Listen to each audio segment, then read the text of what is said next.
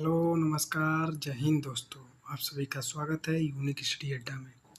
रोजाना daily current affair की तरह आज हम 11 जून में जितने भी महत्वपूर्ण करंट अफेयर होते हैं उसको देखेंगे। चलिए इसी के साथ हम वीडियो को स्टार्ट करते हैं। थंबनेल के माध्यम से पहला क्वेश्चन देख लेते हैं जो कि दिवस का क्वेश्चन है। देखिए, हाल ही में विश्व प्रत्यायन दिवस कब मनाया गया है? विश्व प्रत्यायन दिवस यानी कि एक्रीडेशन डे, यानी कि कानूनी हक को लेने की प्रक्रिया जो है प्रत्यायन दिवस हम लोग कहते हैं। उनकी कानूनी हक को लेना ही प्रत्यायन कहलाता है।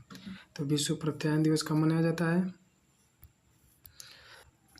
देखिए, ऑप्शन नंबर ए में 6 जून, बी में 7 जून, सी में 8 जून, डी में 9 जून। तो इसका सही आंसर हो जाएगा ऑप्शन नंबर डी, यानी कि 9 जून को विश्व प्रत्यायन दिवस मनाया जाता है, यानी कि वर्ल्ड एक्रीडिएशन डे। जून माह की बात करें कौन से प्रमुख दिवस मनाए जाते हैं, तो सबसे पहले देख लीजिए 1 जून को हम लोग क्या मनाते हैं? विश्व दुग्ध दिवस मनाते हैं। 2 जून की बात करें तो तेलंगाना दिवस मनाते हैं। तेलंगाना कभी कभी पूछ देता है एग्जाम में कि कब अलग हुआ था, तो 2 जून 2014 ईस्वी को इसका गठन हुआ था तेलंगाना राज्य का। और 5 जून को तो आप लोग जानते हैं विश्व पर्यावरण दिवस मनाया जाता है। 3 जून को देखिए जो है विश्व साइकिल दिवस मनाया जाता है। और 7 जून की बात करें, 7 जून को हम लोग क्या मनाते हैं? विश्व खाद्यान्न दिवस मनाते हैं 7 जून को।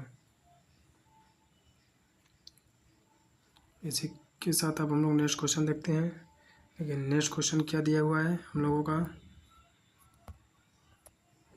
देखिए, नेक्स्ट क्वेश्चन है हम लोगों का कि हाल ही में नीरव कुमार प्रसाद जी जो है किस राज्य के मुख्य सचिव नियुक्त हुए हैं?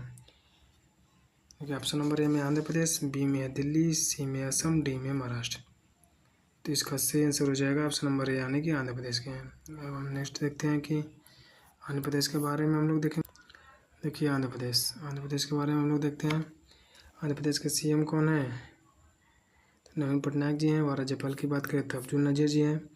आंध्र प्रदेश में कृष्णा नदी है जिस पर नागार्जुन सागर बांध स्थित है। अक्सर एग्जाम में क्वेश्चन पूछ रहता है कि नागार्जुन सागर बांध किस नदी पर है, तो कृष्णा नदी पर है। यह भी पूछ देगा कि कहाँ पर है, तो आंध्र प्रदेश में है।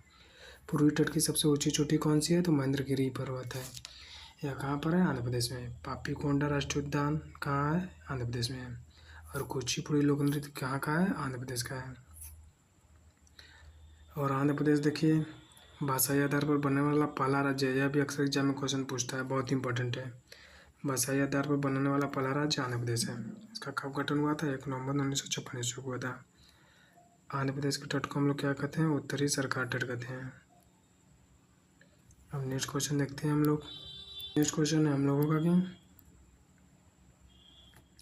हाल ही में भारत और किस देश के बीच पहली कमांड और कंट्रोल कैपेबिलिटी बोर्ड की बैठक आयोजित की गई है? ए में जापान, बी में रूस, सी में अमेरिका, डी में नानादीज, यानी कि इनमें से कोई नहीं। तो इसका सही आंसर हो जाएगा ऑप्शन नंबर सी, यानी कि अमेरिका यानी यूएसए।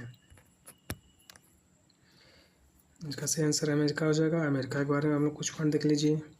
देखिए, भारत और अमेरिका के बीच एक युद्ध अभ्यास हुआ था, वज्र प्रहार। वज्र प्रहार युद्ध अभ्यास किसके किसके बीच होता है? तो इंडिया और भारत के बीच होता है। अभी हाल ही में कहाँ पर हुआ है? उमरोई में हुआ है। उमरोई, ये देखिए एक स्थल जगह का नाम है या किस जगह कहाँ पर पड़ता है? उमरोई जो है मेघालय में पड़ता है। अब हम अमेरिका के बारे में कुछ और पॉइंट देख लेते हैं। देखिए, जैसे कि फिनटेक यूनिकार मामले में पहले स्थान पर है।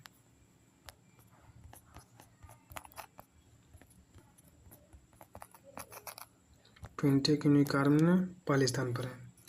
और देखिए, अभी हाल ही में अमेरिका के लातूर, अमेरिका के एक जगह है मैरीलैंड, जहाँ पर भगवान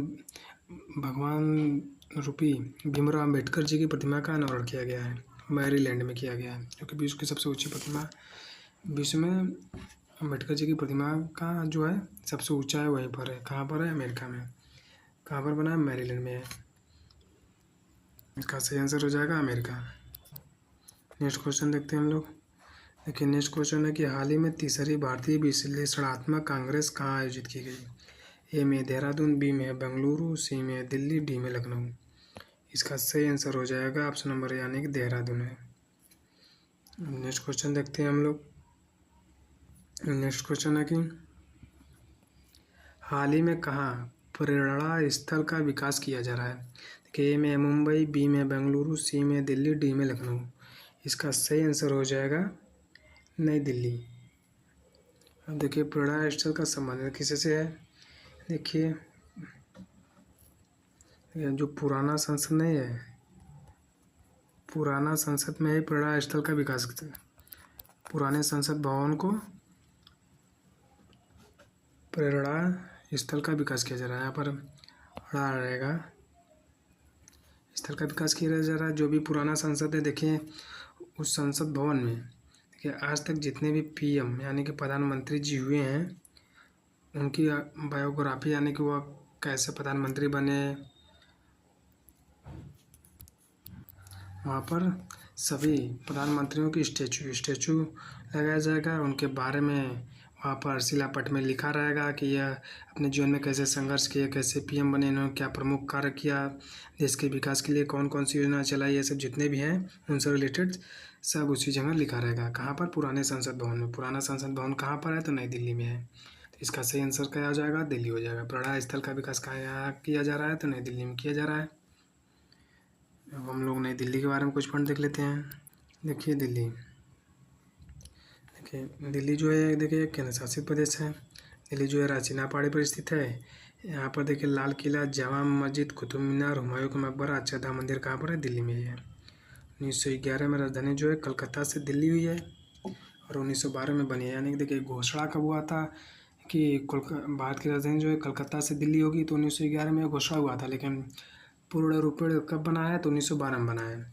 यमुना नदी के किनारे जो है दिल्ली स्थित है, दिल्ली शहर स्थित है। तो दिल्ली को हम लोग, दिल्ली है तो दिल्ली में यमुना नदी है, तो यमुना नदी को हम लोग काली नदी की संज्ञा कहते हैं। काली नदी की संज्ञा इसलिए कहते हैं क्योंकि इस नदी का जो जल है जो बहुत ही प्रदूषित है, यानी कि मान लीजिए काले के समान दिखलाई पड़ता है, इसलिए इसको काली नदी की संज्ञा कहते हैं।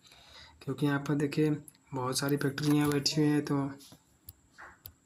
वहाँ से निकलने वाले धुएँ, प्रदूषण इत्यादि जो भी है सब उसी नदी में जाता है, तो इसलिए वहाँ का जल प्रदूषित हो गया है, तो इसलिए काली नदी की संज्ञा हम लोग देते हैं। नेक्स्ट देखते हैं हम लोग। देखिए नेक्स्ट क्वेश्चन है हम लोगों का कि हाल ही में किसने Dilip Bose life time achievement award जीता है? Dilip Bose life time achievement award किसने जीता है? ए में रोहिणी रोक अखंडे, बी में नरसिंह, सी में दोनों, डी में ननादी, यानी कि इनमें से कोई नहीं। इसका सही आंसर हो जाएगा ऑप्शन नंबर सी, यानी कि इन दोनों लोगों ने यह पुरस्कार अवार्ड जीता है। नेक्स्ट क्वेश्चन देखते हैं हम लोग।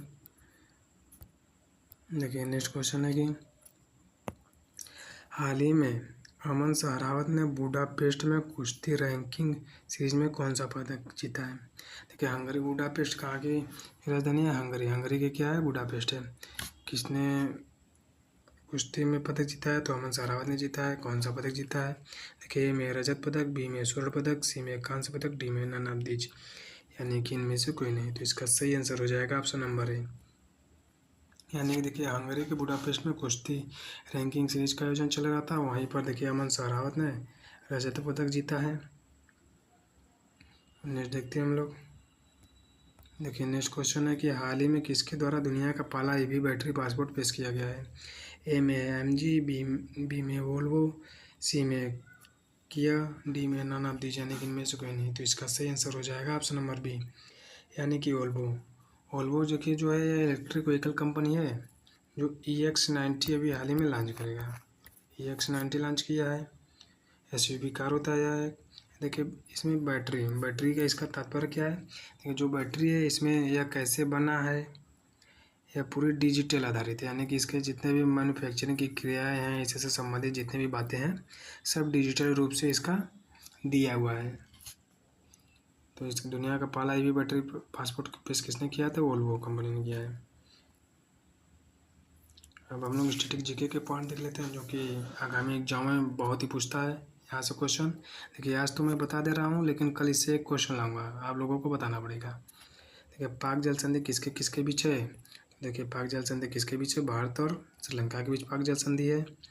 और डूरंड जो है अफगानिस्तान पाकिस्तान के बीच है। और रेड क्लिफ की पूछे तो भारत और पाकिस्तान के बीच में है। मैकमोहन की पूछे तो भारत और चीन। बहुत ही सभी इम्पॉर्टेंट है, अक्सर एग्जाम में पूछ देता है। सभी लोग इसको आसान समझते हैं, लेकिन यहाँ पर कंफ्यूजन हो जाता है। 17वीं समांतर रेखा जो है उत्तरी वियतनाम और दक्षिणी वियतनाम के बीच है। और ये 49वीं समांतर रेखा पूछे किसके बीच है, उत्तरी अमेरिका और कनाडा के बीच में है। मैग्नीनॉट रेखा पूछे तो जर्मनी और फ्रांस में है। और 38वीं समांतर रेखा पूछे तो उत्तरी कोरिया और दक्षिण कोरिया में है। देखिए सबसे इम्पोर्टेंट इसमें तो ये वाला है कि पाक जल संधि किन दो देशों के बीच है, किसके बीच है, भारत और श्रीलंका के बीच है। ये बहुत इंपॉर्टेंट है क्योंकि अक्सर एग्जाम में पूछता है। बहुत लोग ये बता देते हैं सीधे डायरेक्ट, ये क्वेश्चन ऐसे दे देगा कि पाक जल संधि किन दो देश के बीच में है। पहले ऑप्शन में दे देगा कि भारत पाकिस्तान, दूसरे में दे देगा भारत चीन, तीसरे में भारत श्रीलंका, चौथे में भारत म्यांमार दे देगा। तो 100 में से 90% बच्चे यही मारते हैं पाक जल संधि किसके बीच है, तो भारत और पाकिस्तान मार देंगे, जो कि 100% गलत हो जाएगा। पाक जल संधि किसके बीच है, भारत और श्रीलंका के मध्य है। इसको हम लोग कहते हैं पाक जल डमरू मध्य का भी कहते हैं। इसी के साथ वीडियो यहाँ पर समाप्त होता है दोस्तों। अगर वीडियो पसंद आया हो लाइक, सब्सक्राइब और शेयर जरूर कीजिएगा। धन्यवाद। जय हिंद।